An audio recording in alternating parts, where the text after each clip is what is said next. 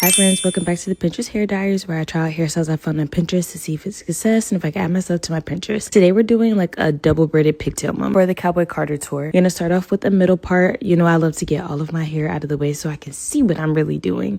After I have it situated a little bit, I like to put my edge control on that part and then straighten it up as best I can. Now here's my little method to getting like the slickest situation. Detangle, edge control, hard bristle brush, and then use your rat tail comb and just complete that. I like to go in sections anytime I'm doing a slick back moment because my hair is thick, y'all, so we gotta work in small sections.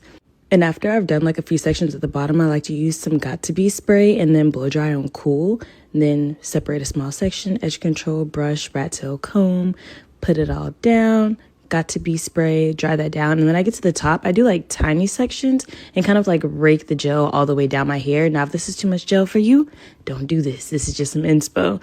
But then I did the same method to the other side, and that's how I got my base for this hairstyle. And then I went to do my edges, and y'all, I was trying to do a little swoop. I don't know who I thought I was, but let's get into these pigtails. So I decided to do two just because I can braid better when I have smaller sections. So I just feed it in some hair and then tied it off with a rubber band. In that moment, I realized I forgot to leave some hair out to wrap it around. So I just looped a tiny piece through my rubber band. But I separate my hair into 3 pieces, and then I fed in one piece at the top, and then I started braiding as tightly as I could. And I also used edge control like on the ends of my hair because it really wanted to poke out, and I was like, girl, we don't have time for this. So I just did some edge control, tucked as best I could, added small pieces of hair as I went because less is just more in a hairstyle like this, and you can work slowly. Then I wrapped that piece around, added some got to be, and then I dried that down, and we were good to go. And then I did the same thing on the other side, just took my time, braided small pieces in. And then this is what it looks like.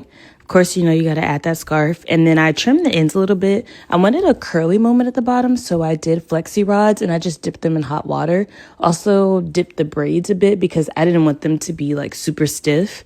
And I realized like since I was only using this coffee mug, I kind of had to bend the hair a little bit. But this is how the curls turned out. They turned out super cute.